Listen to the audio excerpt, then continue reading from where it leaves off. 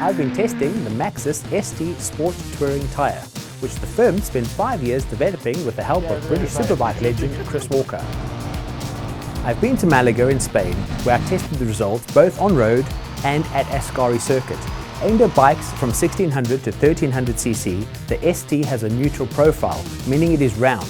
Race tyres typically have a high profile on the side, so the rider gets a bigger contact patch at extreme lean angles. This makes the bike drop over on its side quickly, which may not suit everyone, especially on a sports tourer.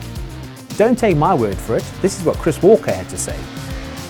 Because the profile's slightly rounder, the contact patch is just that bit bigger, and it just gives you that, you get really nice feeling through the bars, you can kind of, you know what's happening. And I think for a rider that's not had as much experience on the track, it just gives them that bit more confidence to push and to lead. Yes. You know, sometimes you get on a bike, they're a bit edgy, aren't they? The standard profiles are, and they drop over a bit fast, and you get that sort of, like when you're going on a roller coaster ride sort of feeling, and they take that away and just really nice. Just it's good. In theory, a neutral profile will let you roll more smoothly in and out of corners. The test included a range of bikes from sports to full-on tourers. There was a Kawasaki ZX-10R, KTM RC8, Yamaha FJR 1300, Suzuki GSX-R 1000 and a Hayabusa. There were bikes with and without traction control. All of them spent a full day on track and then did 100 miles of hairpins through the Spanish mountains on a range of surfaces. On track, the pressures were lowered. I didn't use tyre warmers as I usually might, but they warmed up within the first lap, quickly offering impressive grip. The neutral profile made for smooth corner exits and gave me the confidence to get on the throttle. Lean angle adjustments came easily at every stage of cornering, and feedback from the tyres seemed excellent. The tyres coped really well under hard braking with no surprises. If I wanted to lay down a bit of rubber while getting on the gas, the slide was really smooth and progressive. But the real surprise was the wear, or lack of it.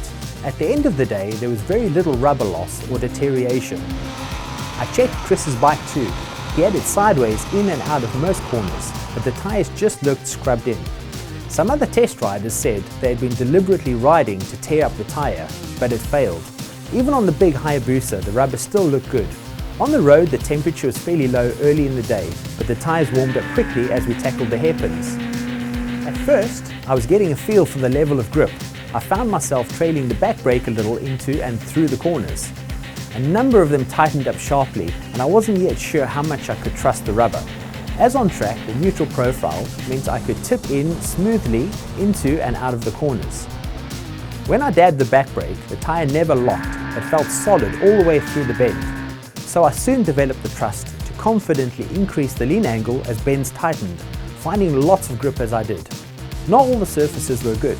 Some roads were dusty, some worn, some covered in muck left by agricultural machinery.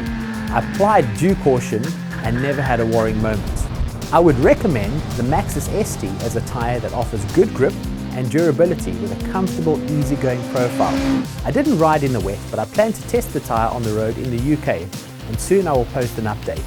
They cost $197 and will be available from January.